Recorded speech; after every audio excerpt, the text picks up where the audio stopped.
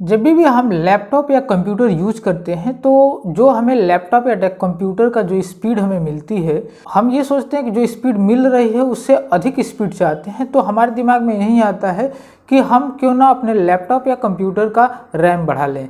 तो जैसे कि हमारे लैपटॉप का अगर मान लीजिए कि 2 GB है तो हम सोचते हैं 4 GB बढ़ा लें तो हमारी स्पीड बढ़ जाएगी, या फिर 4 GB है तो 8 GB कर लें, 8 GB है या 16 GB कर लें, जिससे कि हमारे स्पीड बढ़ जाए।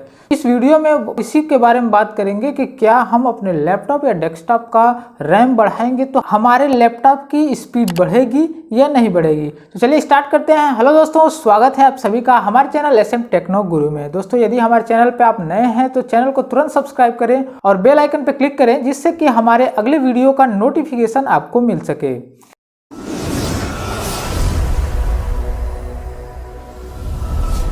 जब लैपटॉप यूज करते हैं जो हमें स्पीड मिल रही है, यदि हमें स्पीड पे हम सेटिस्फाई नहीं होते हैं तो हमारे दिमाग में आता है कि चलो हम इसका रैम बढ़ा लेते हैं। तो हमारे दिमाग में यही आता है कि अरे यार, हमने तो 2 ही GB रैम लगाए हैं, क्यों ना हम 4 GB रैम लगा लें।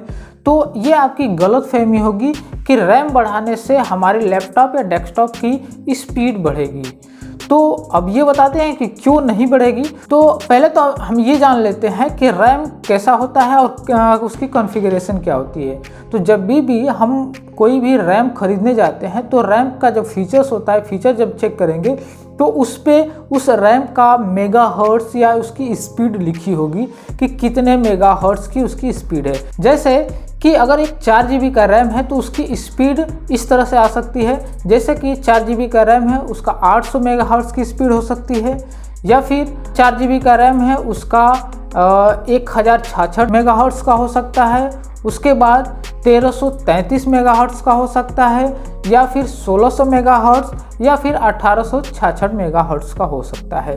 तो ये स्पीड होती है रैम की। जब भी हम अपने लैपटॉप में अगर 2 GB रैम है तो हम अपने लैपटॉप की बात करें या डेस्कटॉप की, तो उसमें 2 GB रैम है, अगर 4 GB रैम बढ़ाते हैं तो यहाँ पे ध्यान रखिएगा कि 4 GB रैम बढ़ाएंगे तो आपकी मेमोरी बढ़ेगी, आपकी रैम की मेमोरी बढ़ेगी, ना कि स्पीड बढ़ेगी।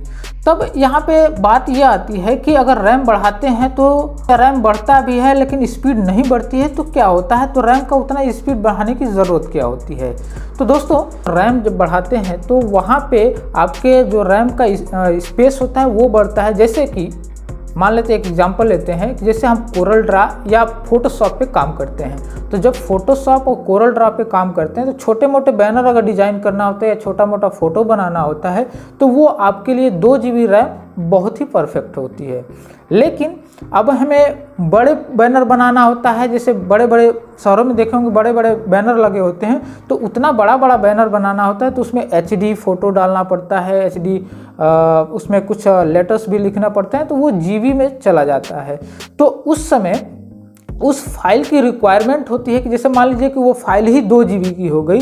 अगर हमारे लैपटॉप में या डेस्कटॉप में 2 GB का रैम ही लगा है तो उसकी रिक्वायरमेंट ही फुल हो गई। उसको चलाने के लिए, उसको स्टोर करने के लिए 2 GB और स्ट्रप्स की ज़रूरत पड़ेगी, यानी कि स्टोरेज की ज़्यादा ज़रूरत पड़ेगी। तब हम स्टोरेज के लिए 2 GB रैम और बढ़ाएंगे। तो उस समय उस सॉफ्टवेयर को रन कराने के लिए उस रैम की स्पेस ज़्यादा होनी चाहिए, इसलिए वहाँ पे 2 GB से 4 GB रैम करेंगे तो वो सॉफ्टवेयर प्रॉपर ढंग से चलेगा। लेकिन यहाँ पे जो 2 GB में स्पीड मिल रही थी, 4 GB में भी वही स्पीड मिलेगी। यानी कि यदि आपका 2 GB का रैम का अगर 1300 चाहे मान लेते हैं 1600 मेगाहर्ट्ज़ की स्पीड है और 1600 मेगाहर्ट्ज़ की एक और 2 GB लगा देते हैं तो आपका लैपटॉप का या डेस्कटॉप का स्पीड वही बनी रहेगी, लेकिन आपका रैम यानी कि आपकी मेमोरी का स्पेस बढ़ जाएगा। उसमें जो प्रोग्राम ओपन करेंगे वो उस प्रोग्राम को उतने फाइल में वो रन कराएगी, लेकिन स्पीड जो होगी या फिर जो रीड राइट करने की स्पीड होगी वो बिल्कुल सेम रहेगी। तो यहाँ पे आपका रैम बढ़ाने से स्पीड बिल्कुल नहीं बढ़ेगी। अब ध्यान रखिएगा कि स्पीड बढ़ेगी कैसे। तो जैसे आप 2 GB का रैम लगाए हैं वो 1333 मेगाहर्ट्ज़ के स्पीड है। जो 2 GB दूसरा रैम लगाएंगे, अगर उस रैम की स्पीड 1600 मेगाहर्ट्ज़ या 1866 मेगाहर्ट्ज़ की होगी तब आपके लैपटॉप या डेस्कटॉप की स्पीड बढ़ेगी। यदि सेम हर्ट्ज का रैम दोनों लगा हुआ है तब वहाँ पे आपकी स्पीड बढ़ेगी नहीं, सिर्फ आपका रैम का स्पेस बढ़ेगा। यहाँ पे एक और चीज़ ध्यान में देना होगा कि जो भी आप रैम लगा रहे हैं, जो भी जितने हर्ट्ज का रैम लगा रहे हैं, तो वहाँ पे ये चीज़ देखना ज़रूरी होगा कि जो आपका लैपटॉप का या डेस्कटॉप का जो मदरबोर्ड है वो कितना गीगाहर्ट्ज का रैम सपोर्ट कर पाएगा। आपने मैक्सिमम देखा होगा कि जो डेल में या एचपी में जो भी रैम होगा वो रैम किसी और में चेंज करते होंगे तो वो रैम नहीं सपोर्ट करता होगा। तो वहाँ पे ये दिक्कत हमेशा आती होगी कि वो जो रैम लगा रहे हैं वो ज़्यादा मेगाहर्ट्ज का होगा, इसके वजह से वह रैम उस लैपटॉप या डेस्कटॉप पे सपोर्ट नहीं करता है। तो ये मदरबोर्ड पे भी डिपेंड करता है कि कितना मेगाहर्ट्ज की उसकी कैपेसिटी है। जब डेस्कटॉप की बात आती है दोस्तों, डेस्कटॉप में कई तरह के मदरबोर्ड आते हैं, जैसे कि single channel motherboard, dual channel motherboard. तो सिंगल चैनल मदरबोर्ड में 2 स्लॉट दिया होता है रैम का, जिसमें 2 रैम लगा सकते हैं। अब हम ये समझ लेते हैं कि जैसे उसमें 2 स्लॉट दिया होता है रैम लगाने के लिए, तो पहले स्लॉट में अगर हम 1600 मेगाहर्ट्ज का 2 GB का रैम लगा देते हैं और दूसरे स्लॉट में 1600 मेगाहर्ट्ज का ही 2 GB का रैम लगा देते हैं, तो वहाँ पे अब देखिए वहाँ पे ये होता है कि आपकी स्पीड नहीं बढ़ेगी, वहाँ पे मेमोरी बढ़ी है। तो क्या होगा कि जो भी प्रोग्राम आप यूज कर रहे हैं उस प्रोग्राम का अगर कैपेसिटी अगर 3 GB है तो क्या करेगा कि पहले रैम भरेगा, जब पहला रैम भर जाएगा तब वो दूसरा रैम को यूज करेगा, अन्यथा वो पहले रैम पे ही काम करता रहेगा। तो ये सिंगल चैनल मदरबोर्ड में ये होता है। अगर आप उसमें 2 GB का 2 GB का 2 रैम लगाए हैं तो एक रैम हमेशा यूज होगा, और जब एक रैम भर जाएगा तब वो दूसरा रैम को यूज करेगा, अन्यथा एक ही रैम पे हमेशा काम करता रहेगा। और जो स्पीड होगी वो सेम स्पीड मिलेगी जो आप 2 GB रैम लगाए हैं या फिर 4 GB रैम लगाए हैं, आपके स्पीड में या रीड राइट करने में कोई भी अंतर नहीं आएगा। अब बात आती है कि यहाँ पे मेगाहर्ट्ज चेंज कर देते हैं, तो यानी जैसे कि सिंगल चैनल में जो पहला स्लॉट है, पहले स्लॉट में अगर 1333 मेगाहर्ट्ज का अगर रैम लगा देते हैं और दूसरे चैनल में 1600 मेगाहर्ट्ज लगा देते हैं, तो यहाँ पर हल्की सी स्पीड आपकी बढ़ेगी, यानी कि जो मेगाहर्ट्ज है थोड़ी सी आपका स्पीड बढ़ जाएगा।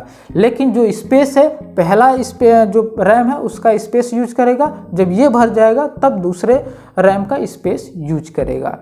अब बात आती है डुअल चैनल मदरबोर्ड का। डुअल चैनल मदरबोर्ड में 4 स्लॉट लगे होते हैं, जिसमें 4 रैम लगा सकते हैं।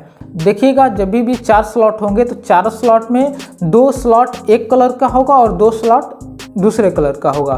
तो अब यहाँ पे बात आती है कि अगर एक कलर के एक स्लॉट में अगर 2 GB का रैम लगाए हैं 1300 मेगाहर्ट्ज का, और दूसरे चैनल के पहले स्लॉट में अगर 2 GB का ही 1300 मेगाहर्ट्ज का अगर रैम लगाए हैं, तो अब यहाँ पे दुगुना स्पीड हो जाएगी, यानी कि 1300 मेगाहर्ट्ज और 1300 मेगाहर्ट्ज दोनों मिलके आपको कितना हो गया 2600 मेगाहर्ट्ज का स्पीड आपके डेस्कटॉप का मिलना स्टार्ट हो जाएगा। तो डुअल चैनल के मदरबोर्ड में ये फ़ायदा होता है, लेकिन सिंगल चैनल में जब तक एक रैम यूज नहीं हो पाएगा तब तक दूसरा रैम नहीं यूज हो पाएगा। और यहाँ पे डुअल चैनल में अभी तो हमने बताया कि 2 रैम लगेगा, अगर 4 रैम लगा देते हैं तो वही कंडीशन आएगी जैसे कि ये दोनों रैम फुल जब तक नहीं होंगे तब तक ये 2 स्लॉट फिर से काम नहीं करेंगे। तो दोस्तों इस तरह से सिस्टम की स्पीड बढ़ती है, या फिर सेम स्पीड का अगर 2 रैम लगाते हैं तो वहाँ पे आपकी सिस्टम का स्पीड नहीं बढ़ेगी। अब देखते हैं कि ज़्यादा रैम की ज़रूरत क्यों पड़ती है। जैसे दोस्तों जब भी आप ज़्यादा वीडियो एडिटिंग करते हैं तो वीडियो एडिटिंग करते समय या बड़ी पिक्चर की एडिटिंग करती हैं तो वहाँ पे उस पिक्चर की फाइल बहुत ज़्यादा बड़ी होती है। इसके वजह से 16 GB और 8 GB या फिर 32 GB रैम बढ़ाने की ज़रूरत पड़ती है। आई होप इस रैम से रिलेटेड सारी प्रॉब्लम आपकी दूर हो गई होगी। दोस्तों यदि हमारा ये वीडियो अच्छा लगा हो तो लाइक करिए, ज़्यादा से ज़्यादा दोस्तों के साथ शेयर करिए और चैनल को सब्सक्राइब करिए और बेल आइकन पर क्लिक करना ना भूलें। धन्यवाद।